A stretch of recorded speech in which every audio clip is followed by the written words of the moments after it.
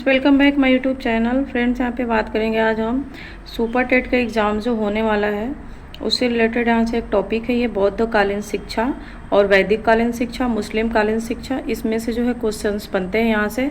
तो सबसे पहले हम यहाँ पे बात करेंगे कि बौद्ध कालीन शिक्षा क्या है, इसकी उद्देश्यों के बारे में बात करेंगे और हम इसके जो है विशेषता भी जानेंगे और इसमें जो है कौन कौन से यहाँ पे संस्कार होते हैं उनके बारे में भी जानेंगे और इससे रिलेटेड जो क्वेश्चंस बने हुए हैं उनके बारे में भी हम यहाँ पे बात करेंगे। तो चलिए फ्रेंड्स, सबसे पहले हम देख लेते हैं कि बौद्धकालीन शिक्षा का समय कब से कब तक है। तो इसे लगभग 600 ईसा पूर्व से मानी जाती है और इसकी शुरुआत गौतम बुद्ध की शिक्षाओं से हुई है। तो यहाँ से पूछा जा सकता है, ये क्वेश्चन बन सकता है कि जो है बौद्धकालीन शिक्षा का शुरुआत कहाँ से हुई है, तो गौतम बुद्ध की शिक्षाओं से हुई है। आते हम बात करते हैं कि जो इसका उद्देश्य है, इस शिक्षा का जो बौद्धकालीन शिक्षा है इसका उद्देश्य क्या है। तो चरित्र निर्माण, नैतिक विकास, आत्मज्ञान प्राप्त करना, दुखों से मुक्ति, अनुशासित और आदर्श जीवन जीना, ये जो है फ्रेंड्स जो बौद्धिक कालीन शिक्षा है इसके उद्देश्य हैं ये। अब आते हैं हम यहाँ पे नेक्स्ट, यहाँ पे है कि बौद्धकालीन शिक्षा के संस्कार। तो बौद्धकालीन में 2 टाइप के संस्कार होते हैं। तो पहले हम पढ़ लेते हैं पहला यहाँ पर कि प्रव्रज्जा संस्कार क्या होता है। इसके बारे में है कि बौद्ध शिक्षा का प्रवेश संस्कार था और यहाँ पे जो है यह कितने आयु में होती है, तो यह 8 वर्ष की आयु में कराया जाता है। इस संस्कार के बाद बालक घर त्याग कर शिक्षा ग्रहण करता था और इसे क्या कहते हैं, उसे सामनेर भी कहा जाता है। तो फ्रेंड्स, ये पूछा जा सकता है कि सामनेर किसे कहते हैं हम यहाँ पे। तो सामनेर उसे कहते हैं जो प्रव्रज्जा संस्कार में जो बालक 8 वर्ष की आयु में जो ये संस्कार किया जाता है प्रव्रज्जा, इसी को हम सामनेर भी कहते हैं। तो आई होप कि फ्रेंड्स ये प्रव्रज्जा संस्कार आपको समझ में आया होगा। अब आते हैं, हम बात कर लेते हैं कि उपसंपदा क्या है। तो उपसंपदा संस्कार यह है कि यह उच्च शिक्षा संस्कार था। जो प्रव्रज्जा संस्कार है वो निम्न शिक्षा, निम्न स्तरीय शिक्षा का संस्कार था और उपसंपदा उच्च शिक्षा संस्कार है और वह 8 वर्ष की आयु में कराया जाता था और यह उपसंपदा 20 वर्ष के आयु में कराया जाता है। इसके बाद व्यक्ति पूर्ण भिक्षुक बन जाता था और संघ का सदस्य बनकर सभी नियमों का पालन करता था। तो यहाँ उपसंपदा में जो संस्कार होती है, उपसंपदा संस्कार जो 20 वर्ष की आयु में होती है, ये उच्च शिक्षा संस्कार कहलाता है और इसमें व्यक्ति पूर्ण रूप से क्या होता है कि भिक्षुक बन जाता है और संघ का सदस्य बनकर सभी नियमों का पालन करता है। तो यहाँ पे आपसे पूछा जा सकता है कि यहाँ पे कहाँ पे इसकी शिक्षा कहाँ पे दी जाती है। तो जो बौद्धकालीन शिक्षा होती है वो मठों में होती है। तो फ्रेंड्स, आई होप कि आपको प्रव्रज्जा संस्कार और उपसंपदा संस्कार बौद्धकालीन शिक्षा में आपको समझ में आया होगा। अब हम बात कर लेते हैं इनके शिक्षण विधियां से क्वेश्चन बनते हैं कि इनके शिक्षण विधियां क्या है।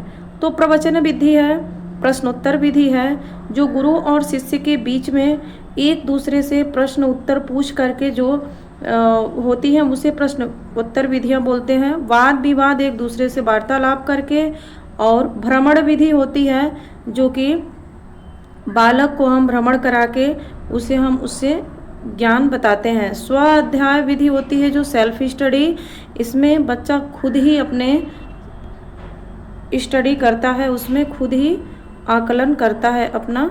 बौद्धकालीन शिक्षा की भाषा, यहाँ पे नेक्स्ट टॉपिक है कि बौद्धकालीन शिक्षा की भाषा क्या होती है। तो यहाँ पे बौद्धकालीन शिक्षा की भाषा, जो प्रमुख भाषा अगर बात करें कि इसकी मुख्य भाषा क्या है, तो पाली है और दूसरा प्रकृति भाषा है। लेकिन जो पहले नंबर पे जो हमारी आता है ना, वो पाली भाषा है। तो बौद्धकालीन शिक्षा को किस भाषा में शिक्षा दी जाती थी, तो पाली भाषा में दी जाती थी। बौद्धकालीन शिक्षा की जो विशेषताएं हैं उनके बारे में हम बात कर लेते हैं। तो पहला विशेषता है यहाँ पर कि यहाँ निःशुल्क शिक्षा की व्यवस्था है। यहाँ पर बौद्धकालीन शिक्षा में फ्रेंड्स यहाँ पे निःशुल्क शिक्षा की विशेषता है।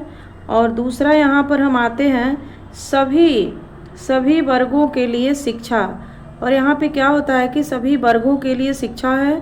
गुरु शिष्य परंपरा है यहाँ पे, और अनुशासन पर विशेष बल दिया जाता है। बौद्धकालीन शिक्षा में नैतिक शिक्षा दी जाती है और आत्मनिर्भरता पर बल देने के लिए उनको तैयार किया जाता है। तो यहाँ पे फ्रेंड्स है बौद्धकालीन शिक्षा के दोष के बारे में भी हम जानते हैं। तो जिस चीज़ की विशेषता होती है उनके कुछ दोष भी होते हैं।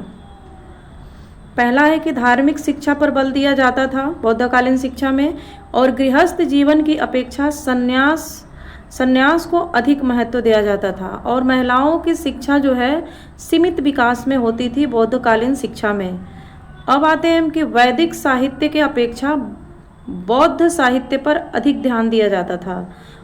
तो फ्रेंड्स अब यहाँ पे हम कुछ जो क्वेश्चंस है उसको देख लेते हैं। यहाँ पे बौद्ध शिक्षा के प्रमुख भाषा कौन सा था? तो आपको हम बताए हैं कि अगर प्रमुख भाषा पूछे तो प्रमुख भाषा पाली थी, जो कि बौद्ध शिक्षा हमें पाली भाषा में दी जाती थी। दूसरा क्वेश्चन है कि बौद्ध धर्म का प्रमुख ग्रंथ कौन सा है? तो त्रिपिटक है। पूछा जाए कि बौद्ध धर्म का प्रमुख ग्रंथ कौन सा है? तो त्रिपिटक है। नेक्स्ट यहाँ पे क्वेश्चन है कि प्रव्रज्जा संस्कार किस आयु में होती है? तो यहाँ पे लगभग 8 वर्ष की आयु में होती है प्रव्रज्जा संस्कार।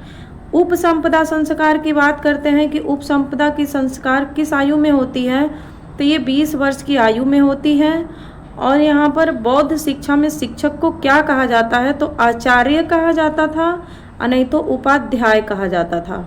तो ये क्वेश्चंस पूछे जाएगा फ्रेंड्स कि बौद्ध शिक्षा में शिक्षक को क्या कहते हैं? तो आचार्य या उपाध्याय कहा जाता था। नेक्स्ट और लास्ट क्वेश्चन है कि बौद्ध शिक्षा का प्रमुख शिक्षण संस्थान कहाँ था? तो मठ में।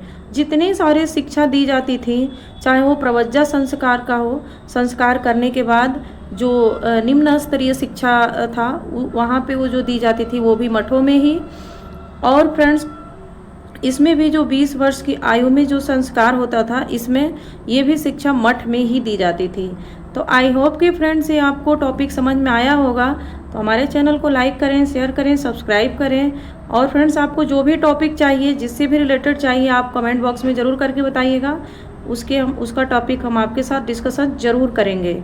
तो फ्रेंड्स इसको ज़्यादा से ज़्यादा शेयर करिएगा।